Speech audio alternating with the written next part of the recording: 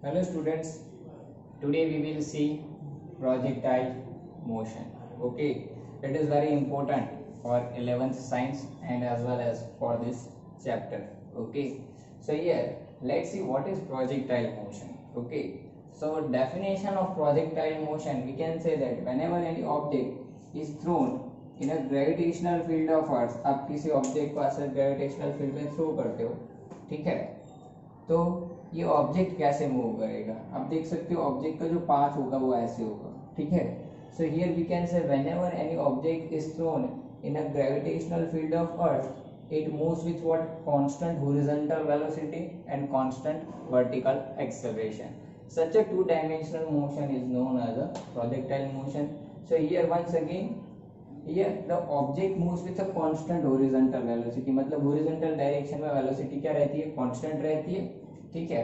और vertical direction में कौन सा पैरामीटर कांस्टेंट रहता है, एक्सेलरेशन, ठीक है। मतलब हॉरिजॉन्टल डायरेक्शन में वेलोसिटी कांस्टेंट रहती है तो हम लोग बोल सकते हैं कि हॉरिजॉन्टल एक्सेलरेशन कितना होगा, 0 होगा।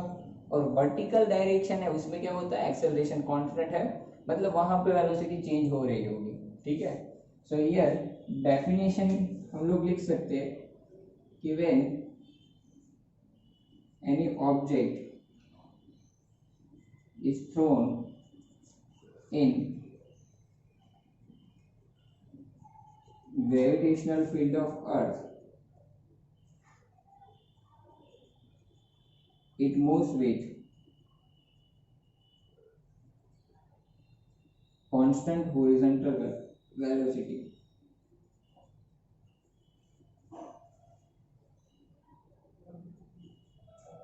and constant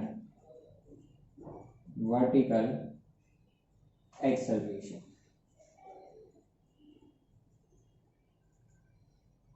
Such a two-dimensional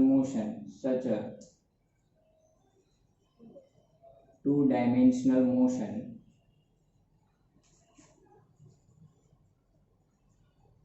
is called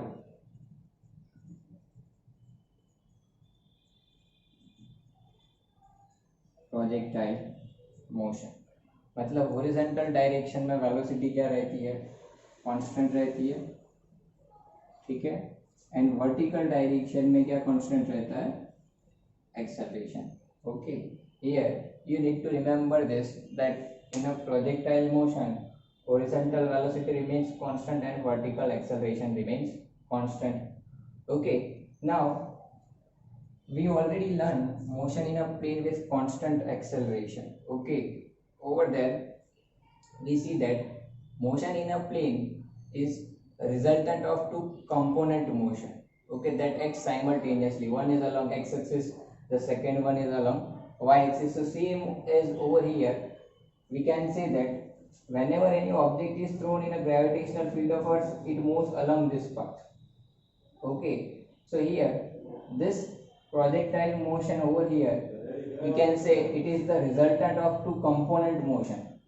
Okay, resultant of two component motion acts simultaneously. Both this motion acts simultaneously along two perpendicular direction. One is along x axis, the second one is along y axis. तो दो simultaneous motion हो रहे हैं, एक x axis में एक Y axis में, और उसका जो रिजल्टेंट है वो कौन सा होगा, प्रोजेक्टाइल मोशन होगा। अदरवाइज आप देखो हर एक इंस्टेंट पे आप देखो वेलोसिटी के कंपोनेंट निकाल सकते हैं आप लोग, ठीक है। मतलब एक्स पैरामीटर में एक्स डायरेक्शन में क्या हो रहा होगा, डिस्प्लेसमेंट हो रहा होगा, मतलब आपका एक्स कोऑर्डिनेट वेरी हो रहा होगा, वाई कोऑर्डिनेट भी वेरी हो रहा होगा, ठीक है। सो ओवरऑल आई कैन से this projectile motion is what, it is the resultant motion of two independent component motion taking place simultaneously, okay, along two perpendicular directions. So here I can say projectile motion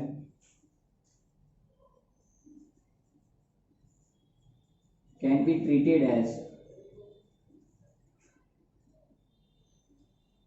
resultant motion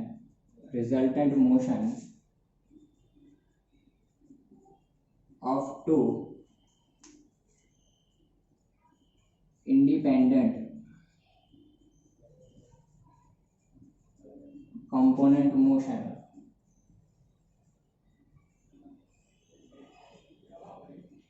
taking place simultaneously, takes place simultaneously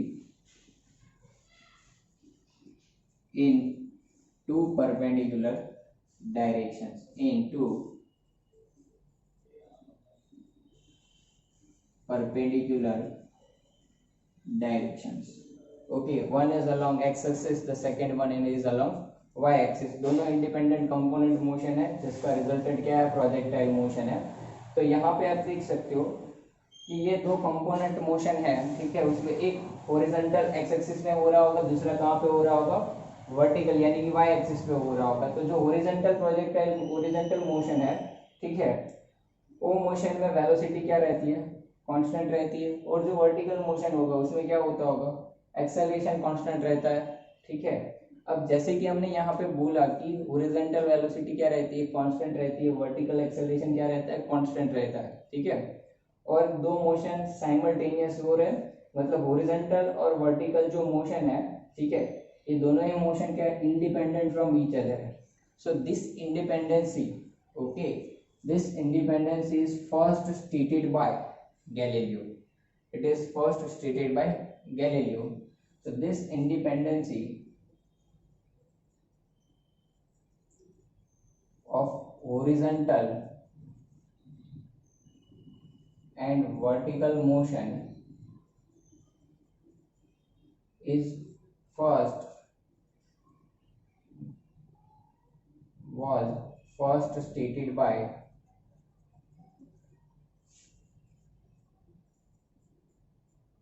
Galileo. Okay, first stated by Galileo, and it is that horizontal and vertical motion acts simultaneously. These two are independent from each other. One is along horizontal axis, okay, with a constant horizontal velocity, and one is along vertical axis, means in towards y axis with a constant acceleration. Okay, so here consider an object which is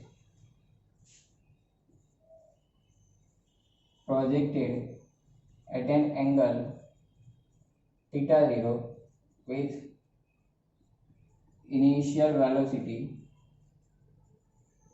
v0 with x-axis.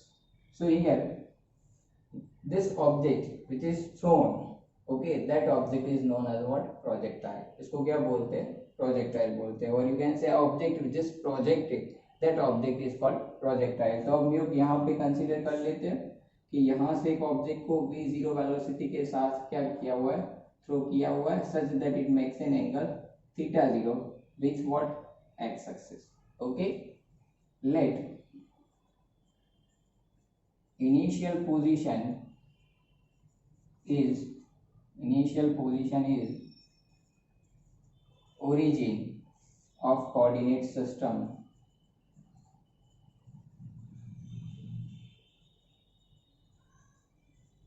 Okay, so आप यहाँ पे देखो, ये आपका initial position या origin है, तो of course इसके कोऑर्डिनेट्स क्या होंगे, 0 0. So we can say initial position in X direction x0 कितना होगा, 0, एंड वाई डायरेक्शन में इनिशियल पोजीशन भी कितना, 0, ठीक है.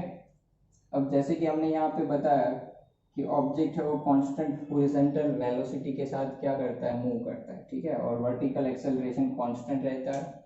दूसरा कि इसको v0 वेलोसिटी के साथ थ्रो किया हुआ है, ठीक है. तो यहाँ पे आप ओरिजिन पे, ठीक है, v0 की डायरेक्शन कहाँ पे होगी, along tangent to this curve. ये कर्व जो आपका है, ठीक है, वो कर्व से अलोंग टेंजेंट, तो यहाँ पे हॉरिजॉन्टल वेलोसिटी की डायरेक्शन ये वाली होगी अलोंग टेंजेंट. अब यहाँ से एक्स एक्सिस और वाई एक्सिस पे अगर प्रोजेक्शन निकालते हैं तो अब देखो एक्स एक्सिस पे जो प्रोजेक्शन है, ठीक है, ये हॉरिजॉन्टल ये वाला, ये वेलोसिटी से यहाँ से जो प्रोजेक्शन निकाला है, ठीक है, वो v0 का, तो ये आपको इनिशियल हॉरिजॉन्टल वेलोसिटी मिल जाएगी. सेम वर्टिकल एक्सिस पे प्रोजेक्शन निकालोगे तो आपको इनिशियल वर्टिकल वेलोसिटी मिल जाएगी. तो ये इनिशियल वेलोसिटी जो है वो x डायरेक्शन में उसको बोल देते हैं v0x, और जो y डायरेक्शन में है उसको बोल देते हैं क्या, v0y. तो v0y इज इक्वल टू क्या है आपका, v0 साइन थीटा 0 है, ठीक है. So here we can say V zero X is equal to कितना है V zero cos theta zero, क्योंकि ये इनिशियल वेलोसिटी वी जीरो इसके साथ थीटा बना रहा है, तो ये वाला कंपोनेंट कौन सा होगा कॉस होगा, और ये वाला कौन सा होगा साइन होगा। ठीक है, तो वी जीरो बाई क्या होगा we zero sine theta zero. हमने पहले भी ये डिस्कस किया, ये वेक्टर है जिसके साथ थीटा एंगल बना रहे हो कॉस कंपोनेंट होगा, और दूसरा जो सामने अपोजिट कंपोनेंट है वो कौन सा होगा साइन कंपोनेंट होगा। ठीक है, तो चलो यहाँ से हमें दो इक्वेशन मिल गए। ठीक है, अब जैसे कि हमने डिस्कस किया है कि हॉरिजॉन्टल वेलोसिटी क्या रहती है कांस्टेंट रहती है, तो हम लोग यहाँ पे बोल सकते हैं कि as horizontal velocity remains constant,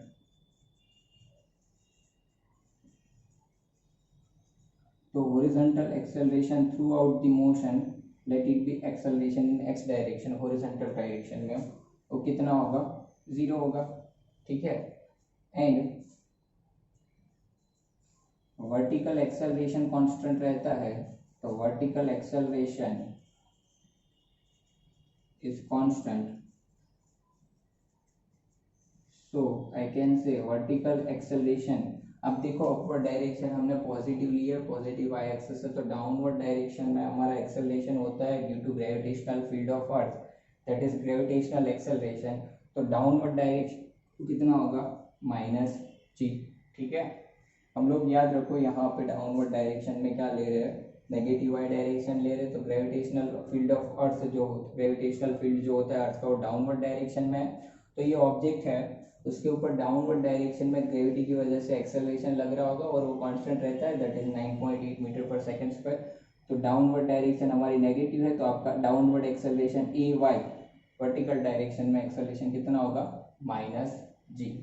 ठीक है, तो और दो इक्वेशन हमें यहाँ पे मिल गए, late it B equation 3 and equation 4। Okay, now here you can see that after some time suppose particle reaches at point P over here, यहाँ पे पहुंच रहा है, तो ऑब्वियसली तब उसकी वेलोसिटी आप देखो कुछ और होगी, हॉरिजॉन्टल कांस्टेंट रहती है हमने बात की, लेकिन देखो वर्टिकल वेलोसिटी चेंज हो रही होगी, तो तब यहाँ पे अब देखो ये वेलोसिटी फाइंड आउट करनी है, तो यहाँ पे टेंजेंट ड्रॉ करूंगा तो ये आपको वेलोसिटी v मिल जाएगी। ठीक है, तो ये वेलोसिटी v के दो कंपोनेंट होंगे, एक होगा वी वाई दूसरा होगा वी एक्स, तो यहाँ पे मैंने कंपोनेंट निकाल लिए वी एक्स और वी वाई। सेम ये टाइम पे आप देखो अगर मैं यहाँ से एक्स एक्सिस पे और वाई एक्सिस पे प्रोजेक्शन बनाता हूँ, तो यहाँ पे कोई उसकी पोजीशन होगी एक्स, उसका एक्स कोऑर्डिनेट मतलब एक्स डायरेक्शन में उसने जो डिस्प्लेसमेंट किया हो, और यहाँ पे वाई डायरेक्शन में जो उसने डिस्प्लेसमेंट किया वो मिलेगा, तो ये उसके कोऑर्डिनेट हो गए पोजीशन कोऑर्डिनेट एक्स और वाई। ठीक है, तो चलो अब इसके इक्वेशन बनाते हैं एक्स और वाई कोऑर्डिनेट के, और वी एक्स और वी वाई के मतलब velocity along X axis and Y axis at any time t। So here I can say at any time t x coordinate of projectile is, x coordinate का equation हमें पता है क्या होता है v zero X T plus half A X T square. हम लोग ये इक्वेशन ऑलरेडी डिराइव कर चुके हैं लास्ट लेक्चर में। ठीक है, in a topic motion in a plane with constant acceleration, ये हमने डिराइव किया था। ठीक है, तो अब देखो यहाँ से v जीरो एक्स देखो आपके पास है कितना है v zero cos theta zero into T as it is. अब देखो नेक्स्ट टर्म में क्या है half A X T square, तो ए एक्स आपका कितना है जीरो है, तो नेक्स्ट टर्म आपका पूरा कितना हो जाएगा जीरो हो जाएगा ये टर्म। ठीक है, चलो इसको बोल देते हैं इक्वेशन नंबर 5। ठीक है, अब हम लोग निकालते हैं यहाँ से y कोऑर्डिनेट। ठीक है, y कोऑर्डिनेट मुझे क्या करना है फाइंड आउट करना है, तो देखो y कोऑर्डिनेट कैसे फाइंड आउट करेंगे हम लोग। ठीक है, y coordinate at any time t, y का इक्वेशन क्या होता है v not Y T plus half A Y T square. तो इनिशियल वेलोसिटी का y कंपोनेंट जो था वो v zero sine theta zero था, t आपका एज इट इज प्लस देखो यहाँ पे plus half A Y T square है, तो ये हाफ एज इट इज, और ए वाई देखो कितना है माइनस ये है, तो आप माइनस जी करोगे तो यहाँ पे ये प्लस माइनस हो जाएगा, जी एज इट इज, ये ए वाई की जगह पे जी और टी स्क्वायर आपका एज इट इज। तो ये बन गया आपका इक्वेशन नंबर 6, जो कि किसका है, वाई कोऑर्डिनेट का। ठीक है, चलो अब वेलोसिटी निकालते हैं, component of velocity at any time T. ठीक है, components of velocity at any time T is, पहला कंपोनेंट निकालते थे वी एक्स। चलो V X, X component of velocity, we know that motion in a plane with constant acceleration में हमने x और Y component के इक्वेशन निकाले थे। वी एक्स क्या होता है, V not X plus A X T. अब देखो यहाँ पे वी नॉट एक्स कितना है आपका, V zero cos theta zero है। ठीक है, तो यहाँ पे रख दिया V zero cos theta zero plus A X. हमने यहाँ पे देखा, देखो ए एक्स कितना है, जीरो है, तो ये पूरा टर्म आपका जीरो हो जाएगा। तो अब देखो ये क्या मिला, वी एक्स। ठीक है, बट अब देखो वी नॉट एक्स भी क्या है, V zero cos theta zero, V X भी उतना ही आया। मतलब जैसे कि हमने बोला कि हॉरिजॉन्टल वेलोसिटी क्या रहती है, कांस्टेंट रहती है, तो ऑफ कोर्स हमारा वी एक्स भी क्या होगा, we zero cos theta zero होगा। क्योंकि हॉरिजॉन्टल वेलोसिटी कांस्टेंट होती है, तो इसीलिए हमने एक्सेलरेशन क्या ले लिया था, जीरो ले लिया था इन हॉरिजॉन्टल डायरेक्शन। इसको बोल देते हैं इक्वेशन नंबर 7। ठीक है, अब y कंपोनेंट निकालते हैं, तो वी वाई क्या होता है, V not Y plus A Y T होता है। तो वी नॉट वाई देखो आपका क्या है, V zero sine theta zero है, तो ये हो गया we zero sine theta zero. देखो ए वाई कितना है आपका, माइनस जी और टी एज इट इज। तो वी वाई का इक्वेशन मिल गया, इसको बोल देते हैं इक्वेशन नंबर 8। ठीक है, चलो तो ये आपका एक प्रोजेक्टाइल मोशन के पैरामीटर फाइंड आउट करेंगे हम लोग, ये उसका क्या हो गया, बेस हो गया। ठीक है, now we will see the parameters, okay, of projectile motion. So first parameter is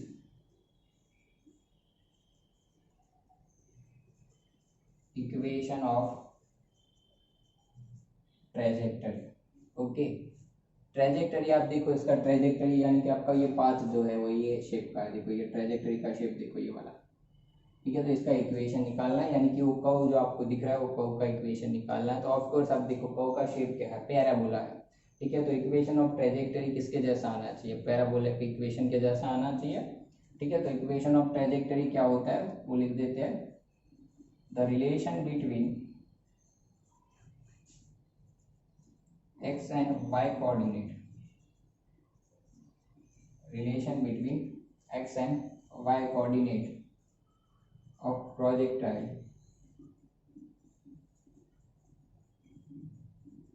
at any time t is called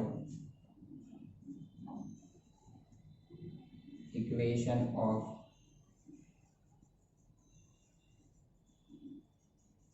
trajectory। ठीक है, मतलब x और y कोऑर्डिनेट के बीच में रिलेशन फाइंड आउट करना है। तो देखो हमारे पास यहाँ पे y कोऑर्डिनेट है, यहाँ पे x कोऑर्डिनेट है। ठीक है, तो चलो यहाँ से अगर मैं x कोऑर्डिनेट में से मैं क्या करूँगा, t को सब्जेक्ट बना के कहाँ पे रखूँगा, y कोऑर्डिनेट में रख दूंगा। ठीक है, चलो तो मेकिंग t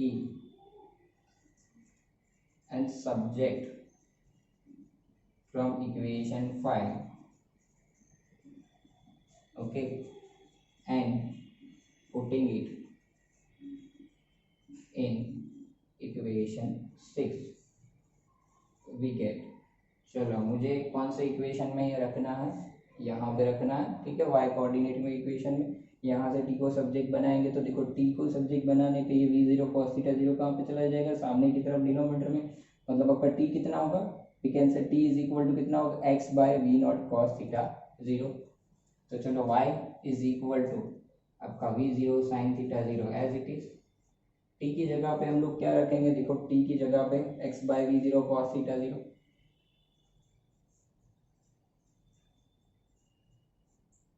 चलो अब देखो यहाँ पे क्या है, minus half G T square, तो minus half ji as it is. ठीक है, t की जगह पे वापस क्या रखेंगे, x by V zero cos theta zero. ठीक है, तो ये x divide by V zero cos theta zero और उसका क्या होगा, स्क्वायर होगा।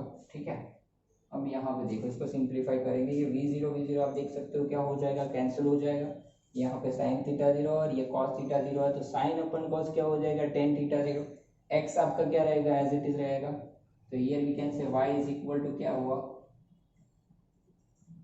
Ten theta 0 x, okay, minus half, यहाँ पे देखो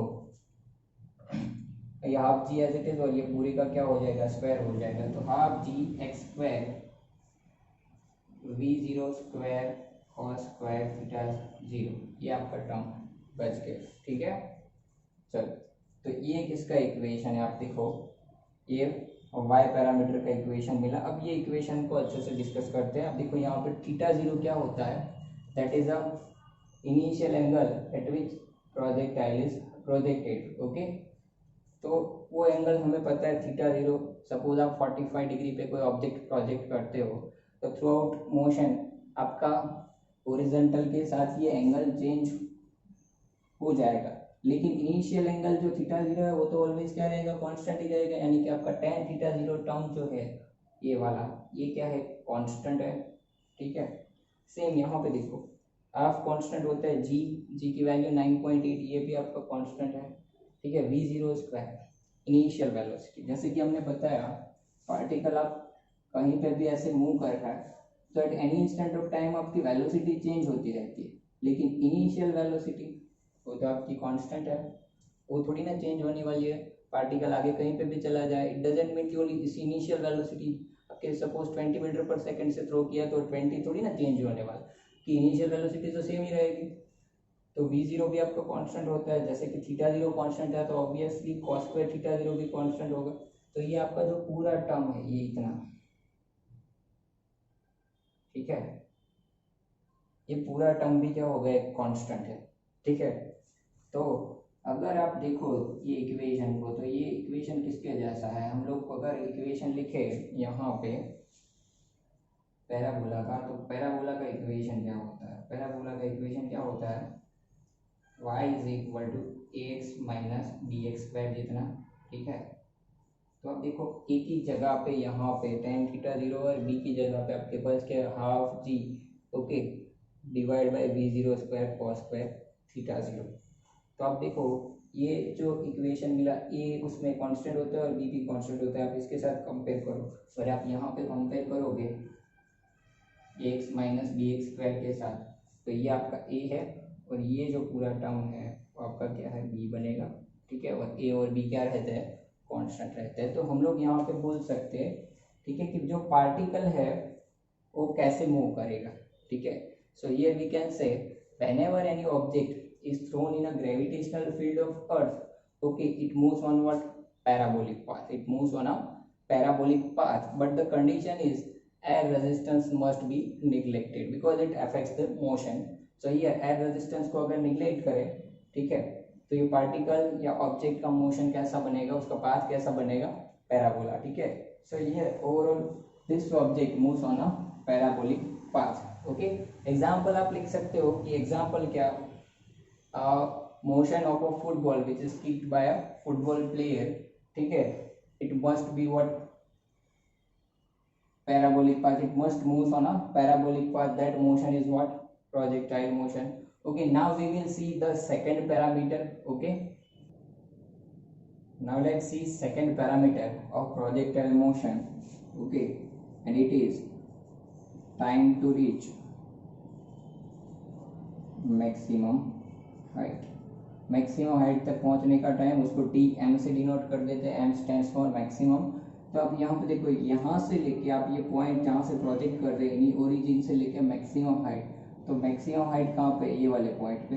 तो यहाँ से लेके यहाँ तक पहुँचने का जो टाइम है वो कौन सा है, time to reach maximum height. तो अगर यहाँ पे आप वेलोसिटी फाइंड आउट करनी है तो कहाँ पे होगी, अलोंग टेंजेंट। तो मैं यहाँ से टेंजेंट ड्रॉ कर रहा हूँ, ठीक है। तो टेंजेंट आप देखो कहाँ पे होगा, एग्जैक्टली कहाँ पे होगा, हॉरिजॉन्टल डायरेक्शन में होगा ये टेंजेंट, ठीक है।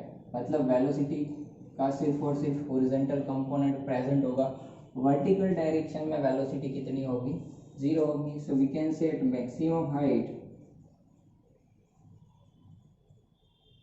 Vertical component of velocity V Y कितना होगा, 0 होगा। और टी की जगह पे हम लोग क्या लेंगे, टी हम लेंगे। तो वी वाई का इक्वेशन हमारे पास है वो कितना है, V Y is equal to क्या है, V zero sine theta 0 minus क्या था जी टी, तो वी वाई की जगह पे ज़ीरो ले लेते हैं, V zero sine theta zero as it is minus G T M.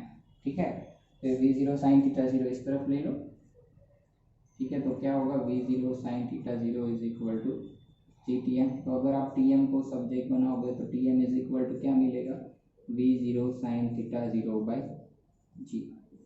ठीक है, ये हो गया time to reach maximum height का इक्वेशन। ठीक है, तो चलो यहाँ पे देखो हमने इक्वेशन फाइंड आउट कर लिया, इक्वेशन ऑफ ट्रेजेक्टरी, ये वाला एक और इक्वेशन मिला time to reach maximum height. तो यहाँ पे आप देखो हम लोग मोशन इन स्ट्रेट लाइन पढ़ लिए, वहाँ पे हमने देखा था time to reach maximum height का इक्वेशन सिर्फ क्या था, वी जीरो बाई जी था। जब मोशन डायरेक्टली कहाँ पे होता है, अपवर्ड या डाउनवर्ड था, तब अपवर्ड मोशन यहाँ से किसी ऑब्जेक्ट को अपवर्ड थ्रो किया तो कितनी मैक्सिमम हाइट तक जाता है। ठीक है, वहाँ तक कितना टाइम लगता है, तो उसका टाइम था वी जीरो बाई जी। तो यहाँ पे देखो प्रोजेक्टाइल मोशन में उसका इक्वेशन क्या बनता है, V zero by G into sine theta zero. ठीक है, now let's see the third parameter. Okay, and the third parameter is maximum height, let it be capital H. अब देख सकते हो मतलब मैक्सिमम हाइट यानी कि मैक्सिमम वर्टिकल डायरेक्शन में जो डिस्प्लेसमेंट हो रहा है वो, मतलब maximum displacement in vertical direction is called what, maximum height. तो यहाँ से देखो आप ये मैक्सिमम हाइट, ये पॉइंट एकदम मैक्सिमम हाइट पे है। ठीक है, तो यहाँ से लेके ये डिस्टेंस पूरा कितना हो जाएगा, एच हो जाएगा। So here we can say the maximum displacement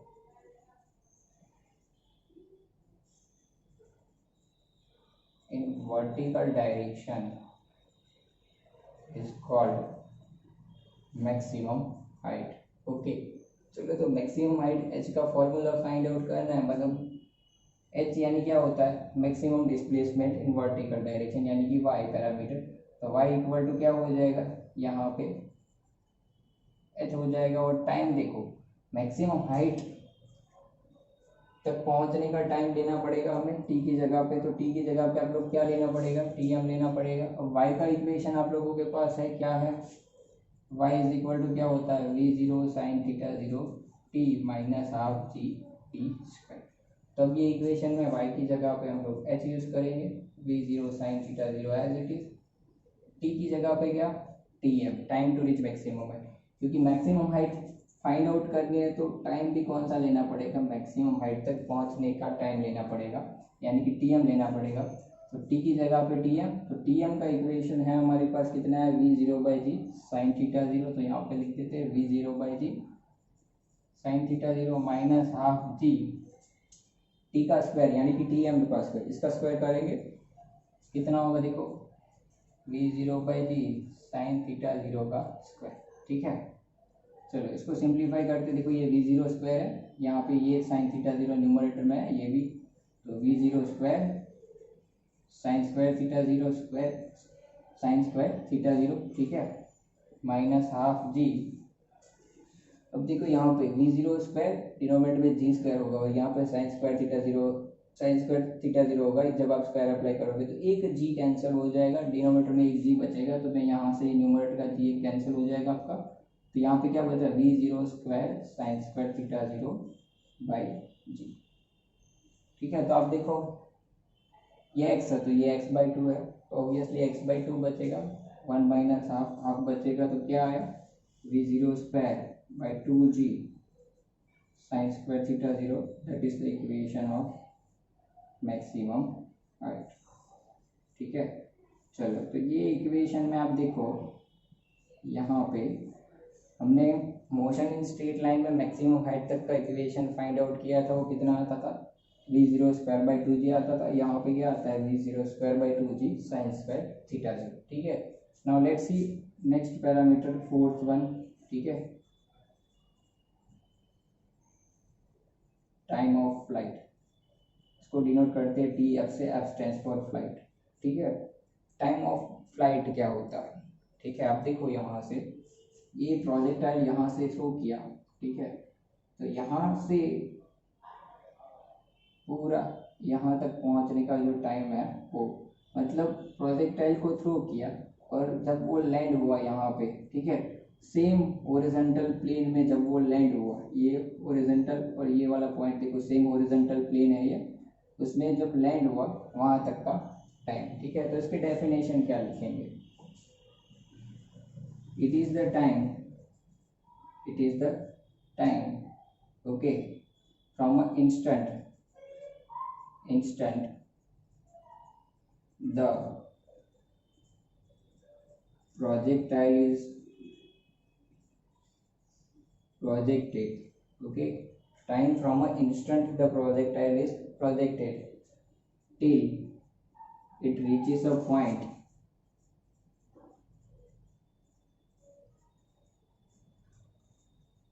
in a same horizontal plane, in a same horizontal plane. यहाँ से आपने थ्रो किया, ठीक है, ये हॉरिजॉन्टल प्लेन है आपका, हॉरिजॉन्टल सरफेस, यहाँ से थ्रो किया, सेम हॉरिजॉन्टल प्लेन में जब कोई पॉइंट पे वापस आते हैं तो वहाँ तक का जो टाइम है वो क्या हो गया, time of flight T F, ठीक है, total time of journey, okay, और time taken by a projectile to cover its trajectory, okay, is called what, time of flight. चलो तो टाइम ऑफ फ्लाइट आप देखो, ऑब्वियसली मैं यहाँ से बोल सकता हूँ ये टोटल टाइम यानी कि टाइम ऑफ फ्लाइट है, तो ये वाला टाइम जो होता है यहाँ तक पहुँचने का वो टी एम है। तो टाइम ऑफ एसेंट जितना होगा उतना ही टाइम ऑफ डिसेंट होता है, ठीक है। तो टोटल टाइम जो होगा यहाँ तक का वो 2 टाइम्स टी एम होगा, ऐसे हम लोग बोल सकते हैं कि टाइम ऑफ फ्लाइट जो होगा वो क्या होगा, 2 times T M, time to reach maximum. यहाँ पे देखो मैक्सिमम हाइट पर पहुँचने में इतना टाइम लगा, उतना ही टाइम वापस same horizontal point, horizontal plane में जो सेम पॉइंट है वहाँ पे पहुँचने में लगेगा, ठीक है, क्योंकि time of ascent is equal to time of descent होगा यहाँ पे भी। सो यहाँ पे बोल सकता हूँ कि T F is equal to क्या होगा, 2 टी एम होगा। तो यहाँ पे इसको डिराइव करने के लिए, इसके इक्वेशन को डिराइव करने के लिए हमारे पास 2 मेथड है। पहली मेथड आप देखो यहाँ पे 2 टाइम्स टी एम का इक्वेशन है V zero by G sine theta zero, तो ये कितना होगा 2v0 by G sine theta zero, ये होगा इक्वेशन टाइम ऑफ फ्लाइट का, ठीक है। चलो अब टाइम ऑफ फ्लाइट का इक्वेशन एक और मेथड से फाइंड आउट कर सकते हो, ठीक है। चलो देख लेते हैं यहाँ पे वो कैसे फाइंड आउट करते हैं वो। अब हम लोग जब यहाँ पे प्रोजेक्टाइल पहुँचता है तब की बारे में बात कर रहे हैं, मतलब वर्टिकल डायरेक्शन में डिस्प्लेसमेंट वाई पैरामीटर देखो, ये पॉइंट एक्स एक्सिस पे तो ऑब्वियसली उसका वाई पैरामीटर, वाई कोऑर्डिनेट क्या हो गया होगा, 0 हो गया होगा। तो time of flight find out करना है तो हम लोग वाई इक्वल टू क्या ले सकते हैं, 0 ले सकते हैं, और वहाँ पे वो इक्वेशन में टी इक्वल टू कितना होगा, टी एम। तो वाई का इक्वेशन है आप देखो यहाँ पे आपके पास, तो y के इक्वेशन में y इक्वल टू 0 ले लो, v0 sine theta 0 as it is, t की जगह पे अभी क्या लेना है, T F, okay, not a T M. हम लोग time of flight find out करें तो टी एफ लेंगे, तो T F as it is minus half G T F square, ठीक है। अब यहाँ पे देखो इसको इस तरफ देख दो, एक टी एफ कैंसिल हो जाएगा तो क्या बचा, v0 sine theta 0 T F is equal to half G T F square, एक टी एफ कैंसिल करेंगे और यहाँ पे एक टी एफ जो बचा उसको सब्जेक्ट बना हुए 2 सामने की तरफ चला जाएगा, तो 2v0 साइन थीटा 0 और ये 3 डिनोमीटर में चला जाएगा। तो आप देखो ये सेम इक्वेशन मुझे मिल गया है यहाँ पे। आप ऐसे भी फाइंड आउट कर सकते हो, ऐसे भी फाइंड आउट कर सकते हो। Now let's C 5th parameter, and the 5th parameter is range, range of projectile, range of projectile capital R. अब देखो यहाँ से फिगर से ही पता चलता है कि ये रेंज ऑफ प्रोजेक्टाइल क्या होता है, ठीक है, ठीक है। Horizontal distance covered by the projectile is called its range, ठीक है, उसको क्या बोलते हैं, उसका रेंज बोलते हैं, ठीक है। सो horizontal distance covered by projectile is called its range। but over here horizontal distance आप देखो point of projection एंड यहाँ पे पॉइंट ऑफ ये जहाँ पे लैंड कर रहा है प्रोजेक्टाइल वो सेम हॉरिजॉन्टल प्लेन में आएंगे, वहाँ तक वो सेम हॉरिजॉन्टल डिस्टेंस होना चाहिए, तभी उसको हम लोग रेंज बोलेंगे। अगर प्रोजेक्टाइल यहाँ कहीं पे स्टॉप हुआ है, यहाँ पे सपोज कोई हिल है, यहाँ पे स्टॉप हुआ है, तो आप उसका हॉरिजॉन्टल रेंज ये वाला इजीली नहीं निकाल पाओगे। जब ये पूरा हॉरिजॉन्टल यहाँ पे सेम हॉरिजॉन्टल प्लेन में आ जाता है प्रोजेक्टाइल वापस सेम वो पॉइंट पे, तभी उसको क्या बोलेंगे हम लोग, वो मैक्सिमम डिस्टेंस जो होगा हॉरिजॉन्टल डायरेक्शन में, जो उसने एक्स कोऑर्डिनेट जो होगा उसको हम लोग क्या बोलेंगे, उसका रेंज बोलेंगे। ठीक है, चलो तो यहाँ से रेंज निकालना है, तो रेंज के लिए x इज इक्वल टू क्या होगा आपका r होगा, एंड आपका एक्स आर है और वहाँ पे तक का टाइम यानी कि कौन सा टाइम ऑफ फ्लाइट लेना पड़ेगा। तो x के इक्वेशन में हम लोग r रखेंगे, ठीक है, x is equal to r रखेंगे। तो x का इक्वेशन है हमारे पास, x का इक्वेशन क्या है, v0 cos theta 0 into T. ठीक है, तो x की जगह पे r रख देते हैं, ये v0 cos theta 0 as it is, और t की जगह पे मैं tf रखने वाला हूँ। tf का इक्वेशन है मेरे पास कितना है, 2v0/g साइन थीटा 0। चलो तो अब देखो यहाँ पे ये v0 स्क्वायर हो जाएगा, डिनोमिनेटर में g एज इट इज, और ये 2 साइन थीटा 0 कॉस थीटा 0 को मैं सेपरेट रखता हूँ, क्योंकि 2 साइन थीटा कॉस थीटा क्या होता है, साइन 2 थीटा हो जाता है। तो ये रेंज का इक्वेशन r क्या मिला, v0 स्क्वायर बाई जी, और ये पूरा term 2 sine theta into cos theta क्या हो जाएगा, साइन 2 थीटा। तो ये हो गया आपका रेंज का इक्वेशन। ठीक है, लेकिन यहाँ पे फिफ्थ पैरामीटर में आप देखो, ये प्रोजेक्टाइल को कौन से एंगल पे थ्रो करोगे कि वो मैक्सिमम हॉरिजॉन्टल डिस्टेंस कवर करेगा। आप देखो मैंने रेंज के इक्वेशन में कहीं पे भी maximum horizontal distance word mention नहीं किया, ठीक है, क्योंकि मुझे नहीं पता कि वो थीटा 0 एंगल कितना है कि वो मैक्सिमम हॉरिजॉन्टल डिस्टेंस कवर करेगा। तो यहाँ पे ये थीटा 0 की वैल्यू कितनी होगी कि ये हॉरिजॉन्टल डायरेक्शन में मैक्सिमम डिस्टेंस कवर करेगा। आप कितने एंगल पे थ्रो करोगे, 30 पे, 60 पे, 45 पे, 75 पे, 20 पे, कितने एंगल पे कोई भी ऑब्जेक्ट को थ्रो करोगे कि वो मैक्सिमम हॉरिजॉन्टल डिस्टेंस कवर करेगा। ठीक है, चलो तो इसको फाइंड आउट करना है, यानी कि उसको बोलते हैं मैक्सिमम रेंज। ठीक है, तो अगर मुझे मैक्सिमम रेंज फाइंड आउट करनी है, ठीक है, तो ऑब्वियसली ये इक्वेशन जो है रेंज का, उसमें ये साइन 2 थीटा की वैल्यू कितनी होनी चाहिए, मैक्सिमम होनी चाहिए। तो साइन की मैक्सिमम वैल्यू कितनी होती है, 1, यानी कि साइन 2 थीटा कितना लेना पड़ेगा, 1 लेना पड़ेगा, तभी आर जो होगा वो मैक्स होगा। ठीक है, तो आर मैक्स का इक्वेशन क्या बनेगा, v0 स्क्वायर बाई जी। ठीक है, और देखो जैसे कि हमने बोला यहाँ पे sine 2 theta is equal to 1 है, तो 2 थीटा कितना हो जाएगा, साइन इनवर्स 1। ठीक है, अब देखो साइन इनवर्स 1 की वैल्यू कितनी होती है, 90, क्योंकि साइन 90 1 होता है। तो here we can say 2 theta is equal to 90 degree, so theta आपका कितना होगा, 45 डिग्री। मतलब आपका रेंज मैक्सिमम मिलेगा कितने एंगल पे, 45 डिग्री पे। ठीक है, मतलब किसी प्रोजेक्टाइल को 45 डिग्री पे थ्रो करेंगे, ठीक है, तो मैक्सिमम हॉरिजॉन्टल डिस्टेंस कवर करेगा। ठीक है, और इसका इक्वेशन क्या बनता है, R max is equal to v0 square by G. So here we derive the 5 parameters of projectile motion. Okay, first parameter is what, equation of trajectory. The second one is time to reach maximum height, and by using time to reach maximum height हमने maximum height का equation derive किया। Then after time of flight, and by using the time of flight we derive the equation of what, range. Okay, so here it is the projectile motion, and the important thing about projectile motion is during this motion horizontal velocity remains constant throughout its motion, and vertical acceleration is also remain constant throughout its motion। अब जब यहाँ पे projectile यहाँ पे पहुँचेगा same horizontal distance पे, तो देखो तब जो वेलोसिटी होगी यहाँ पे, ठीक है, फाइनल वेलोसिटी वो अलोंग टेंजेंट ऐसे जा रही होगी ये डायरेक्शन में।